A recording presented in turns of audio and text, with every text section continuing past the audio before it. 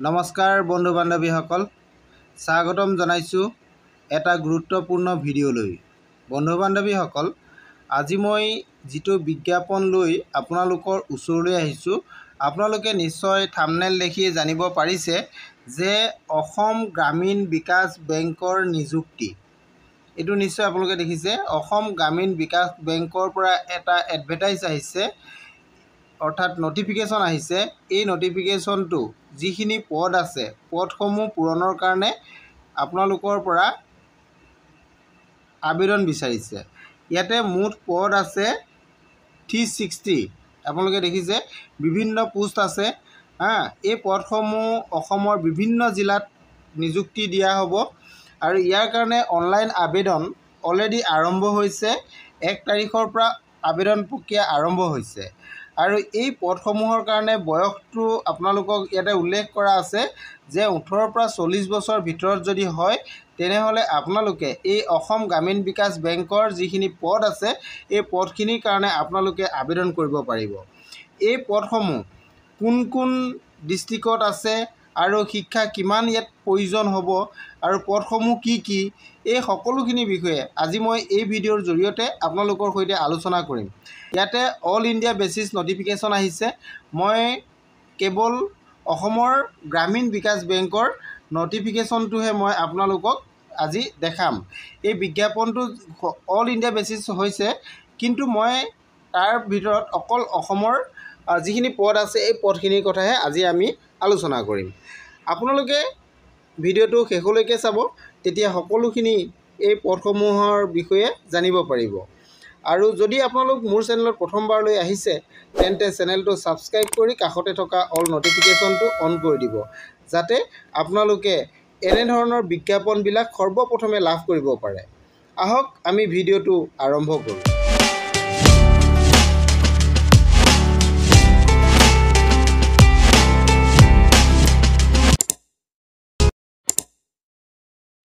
নমস্কাৰ বন্ধু বান্ধৱীসকল, আপোনালোকক আজি মই যিটো বিজ্ঞাপন দেখাম, বিজ্ঞাপনটো আপোনালোকে ভালধৰণে চাব, শেষলৈকে চাব, তেতিয়া সকলোখিনি কথা জানিব পাৰিব। আপোনালোকে প্ৰথমতে ইয়াতে হেডিংটো নিশ্চয় দেখা পাইছে। এইটো এটা কমন এক্সাম হয়, কমন ৰিক্ৰুইটমেণ্ট প্ৰচেছ। ইয়াৰ পৰা আপোনালোকে যিখিনি পদ আছে পদখিনিৰ কাৰণে ৰিক্ৰুইটমেণ্ট দিব। ইয়াতে কমন এক্সাম পতা হ'ব। এই এক্সামবিলাক কেনেধৰণৰ হ'ব এইখিনি কথা আপোনালোকক জনাম। ইয়াতে মেইনলি যিখিনি পদ আছে পদখিনি চাওক, আপোনালোকৰ অফিচাৰ স্কেল 1, স্কেল 2 আৰু স্কেল 3, লগতে অফিচ এছিষ্টেণ্ট মাল্টিপাৰ্পজ, এই পদকেইটাৰ কাৰণে আছে। আৰু এই পদখিনি আছে ৰিজনেল ৰুৰেল বেংকৰ অৰ্থাৎ RRBSৰ ভেকেঞ্চি আহিছে। অৰ্থাৎ আমাৰ অসমৰ যদি আমি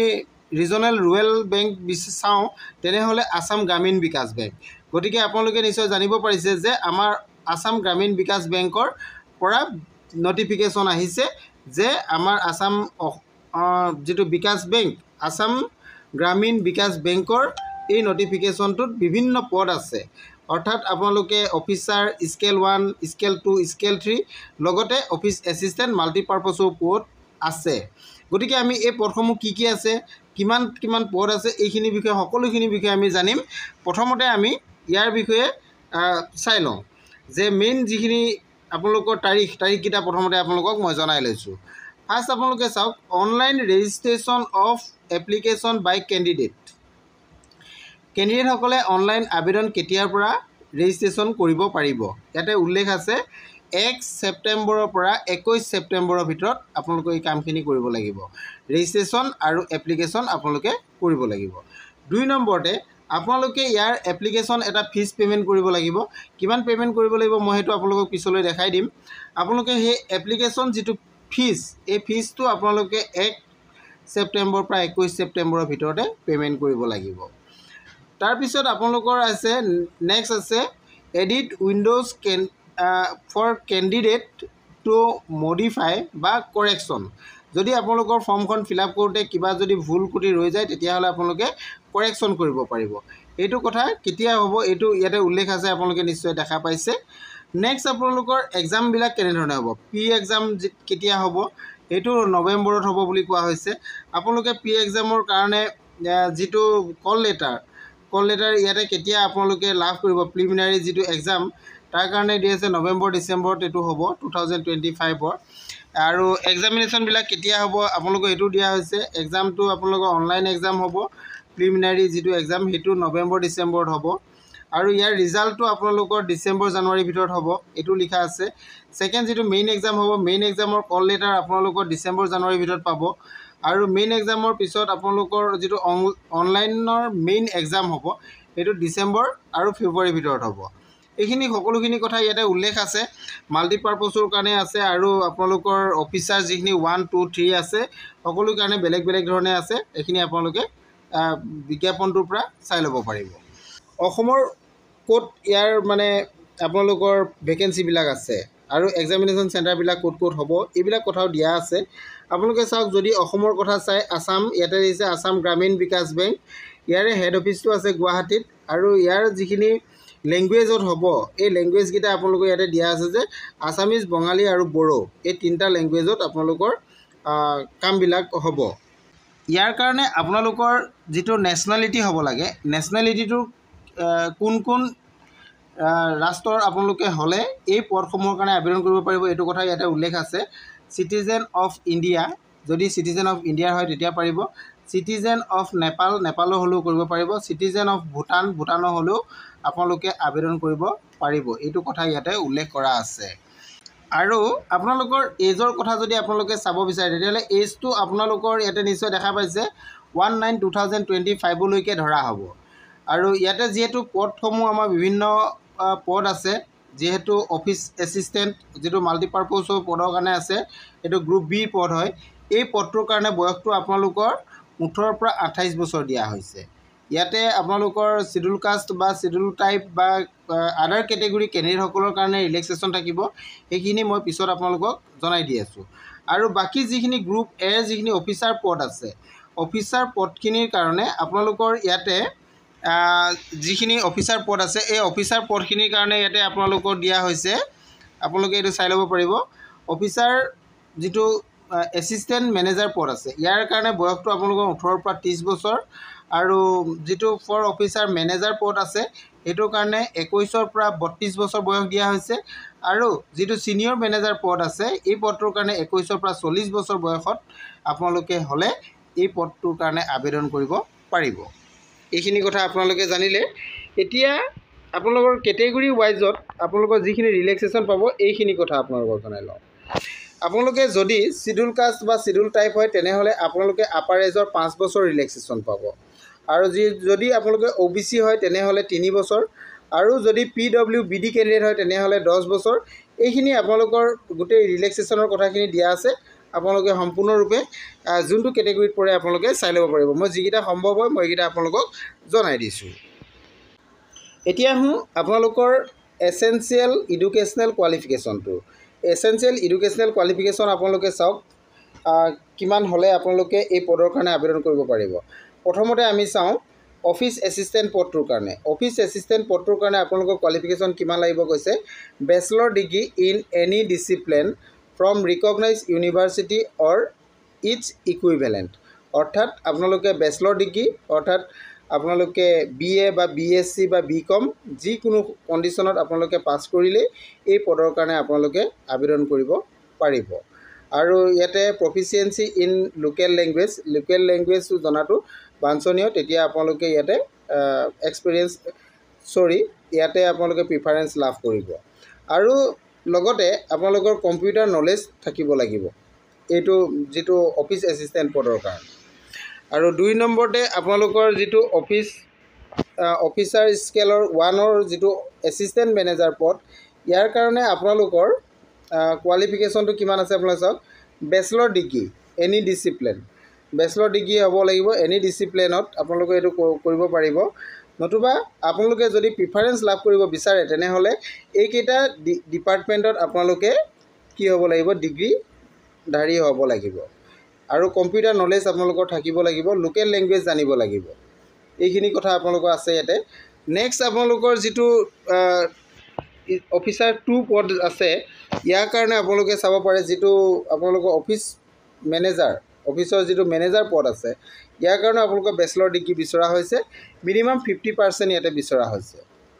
মিনিমাম 50% লাগিব আৰু এইকেইটা ডিপাৰ্টমেণ্টত যদি থাকে তেতিয়াহ'লে আপোনালোকে প্ৰিফাৰেঞ্চ লাভ কৰিব এইটো কথা ইয়াতে উল্লেখ আছে আৰু নেক্সট আপোনালোকৰ স্কেল 2ৰ যিটো মেনেজাৰ পদ আছে এই পদটোৰ কাৰণে ইনফৰমেশ্যন টেকন'লজি অফিচাৰ আছে এটা পদ এইটোৰ কাৰণে বেচেলৰ ডিগ্ৰী বিচৰা হৈছে আপোনালোকৰ ইকনমিক্স বা communication computer science information technology এইকেইটা বিভাগত 50% লৈ আপোনালোকৰ গ্ৰেজুৱেশ্যন হ'ব লাগিব আৰু লগতে আপোনালোকৰ চাৰ্টিফিকেট থাকিব লাগিব এইকেইটা ইয়াতে উল্লেখ আছে যে ASP বা PHP C++ Java VB VC OCP et cetera এইখিনি আপোনালোকৰ ইয়াতে থাকিব লাগিব তেতিয়া আপোনালোকে এই পদটোৰ কাৰণে আবেদন কৰিব পাৰিব আৰু এটা পদ আছে আপোনালোকৰ সিনিয়ৰ মেনেজাৰ এই সিনিয়ৰ মেনেজাৰ পদটোৰ কাৰণেও আপোনালোকৰ বেচেলৰ ডিগ্ৰী লাগিব মিনিমাম 50% থাকিব লাগিব আৰু ইয়াতে আপোনালোকৰ বিচৰা হৈছে ডিপ্ল'মা ইন বেংকিং বা ফাইনেন্স এইবিলাক থাকিলে আপোনালোকে প্ৰিফাৰেঞ্চ লাভ কৰিব এইটো মাৰ্কেটিং বা এগ্ৰিকালচাৰ হৰ্টিকালচাৰ এগ্ৰিকালচাৰ ইঞ্জিনিয়াৰিং এইবিলাক যদি আপোনালোকৰ গ্ৰেজুৱেশ্যনত আছে তেনেহ'লে আপোনালোকে প্ৰিফাৰেঞ্চ লাভ ইয়াতে কৰিব এইখিনি কথা আপোনালোকে এডুকেশ্যন কোৱালিফিকেশ্যনটো জানিলে এতিয়া আহোঁ আপোনালোকৰ যিটো এপ্লিকেশ্যন ফিজটো আপোনালোকে কিমান পে'মেণ্ট কৰিব লাগিব এইটো আপোনালোকে চাওক যিটো অফিচাৰ পদ আছে যিখিনি স্কেল 1 স্কেল 2 স্কেল 3 তেওঁলোকৰ কাৰণে আপোনালোকৰ দিয়া হৈছে যে 175 ৰুপিজ পে'মেণ্ট কৰিব লাগিব SC ST আৰু PWBD কেণ্ডিডেটসকলে এইটো উল্লেখ আছে আৰু 850 পে'মেণ্ট কৰিব লাগিব আদাৰ কেণ্ডিডেটসকলে এইটো নিশ্চয় আপোনালোকে বুজি পাইছে আৰু যিটো আমাৰ অফিচ এছিষ্টেণ্ট মাল্টিপাৰ্পজৰ পদ আছে এই পদটোৰ কাৰণে 175 পে'মেণ্ট কৰিব লাগিব SC ST PWBD ESM অৰ্থাৎ ইকনমিকেলি উইক কেণ্ডিডেটসকলৰ কাৰণে কোৱা হৈছে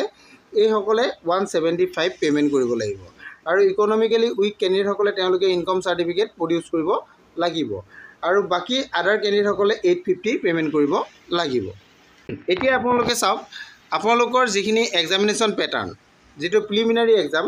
অনলাইন যিহেতু হ'ব অনলাইন প্ৰিলিমিনাৰী এক্সামত আপোনালোকৰ যিখিনি পেপাৰ থাকিব ইয়াতে টোটেল আপোনালোকৰ 80 মাৰ্কছত থাকিব আৰু 80 কুৱেশ্যন থাকিব 80 কুৱেশ্যন 80 মাৰ্কছ অৰ্থাৎ ৰিজনিঙত থাকিব 40 কুৱেশ্যন 40 মাৰ্ক আৰু নেশ্যনেল এবিলিটি থাকিব 40 কুৱেশ্যন 40 মাৰ্ক সময়টো আপোনালোকৰ 45 মিনিটছত এক্সামটো হ'ব এইটো প্ৰিলিমিনাৰী এক্সাম আৰু স্কেল 1ৰ কাৰণে যিটো প্ৰিলিমিনাৰী এক্সাম হ'ব এইটো যিটো মই ওপৰত ক'লোঁ এইটো আপোনালোকৰ মাল্টিপাৰ্পজ অফিচ এছিষ্টেণ্টৰ পদৰ কাৰণে আৰু স্কেল 1ৰ ঠিক তেনেধৰণে 80 কুৱেশ্যন 80 মাৰ্ক হ'ব এইটো কথা আপোনালোকে গম পালে নেক্সট যিটো আপোনালোকৰ মেইন এক্সাম হ'ব মেইন এক্সামটো এইটো তেনেধৰণে হ'ব 200 মাৰ্ক কুৱেশ্যন 200 মাৰ্ক হ'ব আৰু 120 মিনিটছত হ'ব এইটো মাল্টিপাৰ্পজৰ কাৰণে আৰু নেক্সট যিটো অফিচাৰ পদৰ কাৰণে আছে তাৰো 200 মাৰ্ক 200 কুৱেশ্যন এইখিনিতো থাকিব 120 মিনিটছত আপোনালোকে এক্সামটো দিব লাগিব আৰু ইয়াতে কোৱা হৈছে যে আপোনালোকৰ যিখিনি এক্সামিনেশ্যন হ'ব এক্সামিনেশ্যনৰ আপোনালোকৰ লেংগুৱেজবিলাক কি কি থাকিব এইটো চোৱা হৈছে আপোনালোকৰ যদি আছামৰ হয় তেনেহ'লে আপোনালোকে আছামৰ কেণ্ডিডেটসকলে ইংলিছ হিন্দী আৰু আছামিজ ভাষাত আপোনালোকে এক্সামটো দিব পাৰিব এতিয়া আমি আহোঁ এই আপোনালোকৰ যিটো অফিচ এছিষ্টেণ্টৰ পদ আছে এই পদটো আমাৰ অসমত কিমানটা পদ আছে মই এইখিনি কথা আপোনালোকক জনাওঁ পদসমূহ ক'ত কিমান আছে এইখিনি কথা আপোনালোকে চাব পাৰিব যেহেতু আমি অসমৰ কথা উল্লেখ কৰিছোঁ গতিকে আসাম গ্ৰামীণ বিকাশ বেংকৰ কথাই ক'ম আসাম গ্ৰামীণ বিকাশ বেংকত অসমত আপোনালোকৰ এইটো মাল্টিপাৰ্পজ যিটো পদ আছে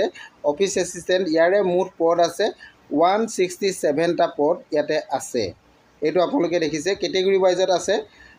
SCত আছে 25টা STত আছে 12টা OBCত আছে 45 EWSত আছে 16টা জেনেৰেলত আছে 69 আৰু ঠিক তেনেধৰণে PWBD কেণ্ডিডেট আছে ESMৰ আছে টোটেল মিলি আপোনালোকৰ আছে 167টা এইটো আমাৰ অফিচ এছিষ্টেণ্টৰ পদ আছে এইটো আপোনালোকে জানিলে আৰু যদি চাই আপোনাৰ অফিচাৰৰ যিখিনি পদ আছে এই অফিচাৰৰ পদৰ আপোনালোকৰ অফিচাৰ 1ৰ যিখিনি পদ আছে এই পদখিনিৰ কাৰণে আপোনালোকে যদি চাই আসামত আপোনালোকে চাওক ইয়াতে টোটেল আছে 185টা পদ ইয়াতে অফিচাৰ পদ আছে ইয়াতে 185ৰ আপোনালোকৰ SCৰ 27টা STৰ 13টা OBCৰ 49টা EWSৰ আছে 18টা আৰু জেনেৰেলৰ আছে 78টা পদ আছে। ঠিক তেনেকৈ আপোনালোকৰ PWBD কেণ্ডিডেটৰো ইয়াতে এইখিনি ৰিজাৰ্ভেশ্যন দিয়া আছে, দুটা আৰু এটা। এইখিনি আছামৰ কাৰণে দিয়া হৈছে। ঠিক তেনেধৰণে স্কেল 2ৰো আপোনালোকে যদি চাব বিচাৰে, স্কেল 2ত আপোনালোকে যদি চায় আছাম গ্ৰামীণ বিকাশ বেংক, ইয়াতে আপোনালোকৰ কোনো ধৰণৰ অসমৰ কাৰণে পদ এইটো নাই। জেনেৰেল যিটো আমাৰ বেংকিং অফিচাৰ পদ যিটো আছে তাৰ কাৰণে অসমত পদ নাই। আৰু যদি চাই নেক্সটটো যদি আপোনালোকে চাই, এইটো হৈছে অফিচাৰ স্কেল 2 IT যিটো ইনফৰমেশ্যন টেকন'লজিৰ পদ আছে, ইয়াৰ কাৰণে আপোনালোকৰ ইয়াতে 3টা পদ দিয়া হৈছে। 3টা পদৰে এটা হৈছে OBC আৰু 2টা জেনেৰেলৰ কাৰণে দিয়া হৈছে। আপোনালোকে এইকেইটি কথা জানিব পাৰিছে। আৰু ঠিক তেনেধৰণে যদি চাই আপোনালোকে এইটো যদি CA পদ যিটো আছে, CA পদটো আছাম গ্ৰামীণ বিকাশ বেংকৰ অসমত আপোনালোকে যদি চাই 3টা পদ দেখিব, এইটো জেনেৰেল কেটেগৰী কেণ্ডিডেটৰ কাৰণে দিয়া হৈছে। ঠিক তেনেধৰণে আৰু আছে আপোনালোকৰ ইয়াতে যিটো লৰ পদ আছে, লৰ যিটো পদ আছে এইটো কাৰণে আপোনালোকৰ অসমত 2টা পদ আছে। এইটো দেখিছে জেনেৰেলৰ কাৰণে, এইটো অ'পেন কেটেগৰী কেণ্ডিডেটৰ কাৰণে দিয়া হৈছে 2টা পদ। এইখিনি আছিলে মুঠ পদসমূহ। আপোনালোকৰ সকলোখিনি পদ মই দেখাই দিলোঁ। এতিয়া আপোনালোকে আবেদন কৰিব পাৰিব, যিহেতু 21 ছেপ্টেম্বৰলৈকে তাৰিখ আছে, গতিকে আপোনালোকে 21 ছেপ্টেম্বৰৰ ভিতৰত এই কামখিনি আবেদনৰ সম্পূৰ্ণ প্ৰক্ৰিয়াটো আপোনালোকে কৰি ল'ব বুলি মই আশা ৰাখিলোঁ। আজিলৈ ইমানেই। Thank U.